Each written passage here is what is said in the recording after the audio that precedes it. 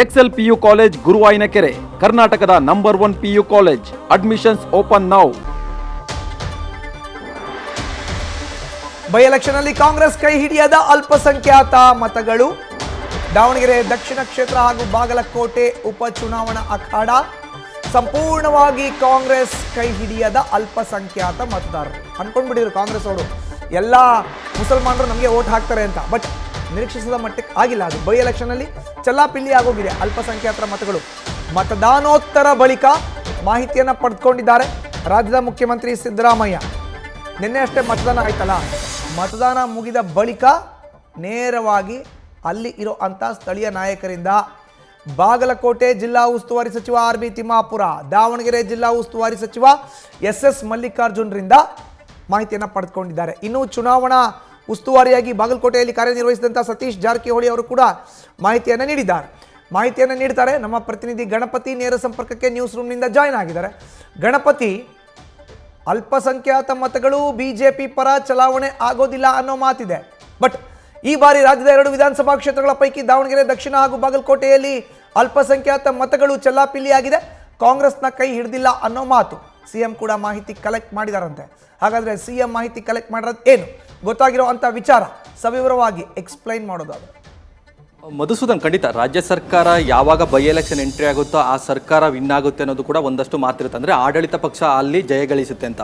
ಆದರೆ ಈಗ ಮುನ್ನಡೆ ಮತ್ತು ಹಿನ್ನಡೆಯ ಲೆಕ್ಕಾಚಾರ ಅಲ್ಲ. ಆದರೆ BJP ಜೊತೆಗೆ ಕಾಂಗ್ರೆಸ್ ಪರವಾಗಿರುವಂಥ ಒಂದಷ್ಟು ವೋಟ್ಗಳಿದೆಯಲ್ಲ, BJP ಪರವಾಗಿರುವಂಥದ್ದು ಲಿಂಗಾಯತ ಒಕ್ಕಲಿಗ ವೋಟ್ ಏನಿದೆ, ಅದೇ ರೀತಿಯಾಗಿ ಕಾಂಗ್ರೆಸ್ ಪರವಾಗಿರುವಂತಹ ಅಲ್ಪಸಂಖ್ಯಾತ ಜೊತೆಗೆ ಹಿಂದುಳಿದ ಮತಗಳೇನಿದೆ, ಆ ಹಿಂದುಳಿದ ಮತ್ತು ಅಲ್ಪಸಂಖ್ಯಾತರ ಮತ ಈ ಬಾರಿ ಕಾಂಗ್ರೆಸ್ಗೆ ಹಿಂದಿನ ಮಟ್ಟದಲ್ಲಿ ಬಿದ್ದಿಲ್ಲ. ಅಂದರೆ ಅಷ್ಟರ ಮಟ್ಟಿಗೆ ವೋಟ್ ಈ ಬಾರಿ ಅಲ್ಪಸಂಖ್ಯಾತರು ಕಾಂಗ್ರೆಸ್ ಪರವಾಗಿ ನಿಂತಿಲ್ಲ ಅನ್ನೋದು ಕೂಡ ಒಂದಷ್ಟು ವರದಿಯಾಗಿದೆ. ನಿನ್ನೆ ಅಷ್ಟೇ ಚುನಾವಣೆ ಮುಗಿದಿದೆ. ಚುನಾವಣೆ ಮುಗಿದ ಬಳಿಕ CM ಸಿದ್ದರಾಮಯ್ಯ ಅವರು ಒಂದಷ್ಟು ವರದಿಯನ್ನು ಪಡೆದಿದ್ದಾರೆ.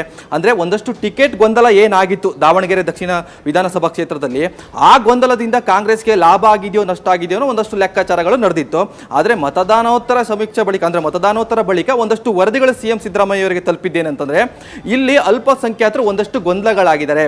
ಜೊತೆಗೆ ಅಲ್ಪಸಂಖ್ಯಾತ ವೋಟ್ಗಳು ಏನು ಕಾಂಗ್ರೆಸ್ ಪರವಾಗಿ ಬರಬೇಕಿತ್ತು ಅದೆಲ್ಲ ಒಂದು ಕಡೆ ಡಿವೈಡ್ ಆಗಿದೆ, ಚಲ್ಲಾಪಿಲ್ಲಿ ಆಗಿದೆ. ಒಂದಷ್ಟು BJP ಕಡೆ ಹರಿದೋಗಿರ್ಬೋದು, ಇನ್ನೊಂದಷ್ಟು ವೋಟ್ಗಳು ಪಕ್ಷೇತರ ಅಭ್ಯರ್ಥಿ ಕಡೆ ಹರಿದೋಗಿರ್ಬೋದು, ಜೊತೆಗೆ ಒಂದಷ್ಟು ಕಾಂಗ್ರೆಸ್ ಅಭ್ಯರ್ಥಿಗೆ ಬಿದ್ದಿರಬಹುದು. ಈ ಲೆಕ್ಕಾಚಾರಗಳಿದೆ. ಆದರೆ ಹಿಂದಿನ ಚುನಾವಣೆಯಲ್ಲಿ ಇದ್ದಂಥ ವೋಟ್ಗಳು ಸಂಪೂರ್ಣವಾಗಿ ಶಾಮನೂರ್ ಅವರಿಗೆ ಬೀಳ್ತಾ ಇತ್ತು ದಾವಣಗೆರೆ ದಕ್ಷಿಣ ವಿಧಾನಸಭಾ ಕ್ಷೇತ್ರದಲ್ಲಿ. ಆದರೆ ಈ ಬಾರಿ ಆ ವೋಟ್ಗಳು ಡಿವೈಡ್ ಆಗಿದೆ. ಕಾರಣ ಏನು ಅಂತ ಹುಡ್ಕೊಂಡು ಹೋಗೋದಾದ್ರೆ ನೋಡಿ, ಜಮೀರ್ ಅವರಿಗೆ ಒಂದಷ್ಟು ಗೊಂದಲ ಆಯಿತು. ಅಂದರೆ ನೇರವಾಗಿ ಟಿಕೆಟ್ ವಿಚಾರದಲ್ಲಿ ಅಲ್ಪಸಂಖ್ಯಾತರ ಸಮುದಾಯ ಪರವಾಗಿ ನಿಂತಹ ಅಲ್ಪಸಂಖ್ಯಾತ ನಾಯಕ ಜಮೀರ್ ಅವರಿಗೆ ಎಲ್ಲ ಒಂದು ಕಡೆ ಕಾಂಗ್ರೆಸ್ ಇಂದನೇ ಹಿನ್ನಡೆ ಆಯ್ತಾ, ಕಾಂಗ್ರೆಸ್ ನಾಯಕರಿಂದನೇ ಕೂಡ ಹಿನ್ನಡೆ ಆಯ್ತಾ. ಈ ನಿಟ್ಟಿನಲ್ಲಿ ಆ ಸಮುದಾಯಗಳು ಕೂಡ ಇವತ್ತು ಕಾಂಗ್ರೆಸ್ ವಿರುದ್ಧವಾಗಿ ನಿಂತಿದೆಯಾ ಅನ್ನೋದು ಕೂಡ ಈ ಒಂದಷ್ಟು ವರದಿ ಮುಖಾಂತರ CM ಸಿದ್ದರಾಮಯ್ಯ ಅವರಿಗೆ ಗೊತ್ತಾಗಿರುವಂಥದ್ದು. ಹೀಗಾಗಿ CM ಸಿದ್ದರಾಮಯ್ಯ ಅವರು ಯಾವಾಗ ನಾನು ಅಲ್ಪಸಂಖ್ಯಾತರ ನಾಯಕ, ಹಿಂದುಳಿದ ನಾಯಕ ಅಂತ ಏನು ಹೇಳ್ತಾ ಇದ್ರು, ಆದರೆ ಈ ಬಾರಿಯ ಬೈ ಎಲೆಕ್ಷನ್ ಅಲ್ಲಿ ಒಂದು ಸಣ್ಣ ಪ್ರಮಾಣದ ಪೆಟ್ಟು ಬಿದ್ದಿದೆ ಅನ್ನೋದು ಕೂಡ ಈ ವರದಿಯಲ್ಲಿ ಗೊತ್ತಾಗಿರುವಂಥದ್ದು. ಮಧುಸೂದನ್, ಧನ್ಯವಾದ ಗಣಪತಿ ನಿಮ್ಮ ಮಾಹಿತಿಗೆ. ನ್ಯೂಸ್ ಫಸ್ಟ್, ನಿರ್ಭೀತಿಯಿಂದ ನಿಮ್ಮ ಪರವಾಗಿ.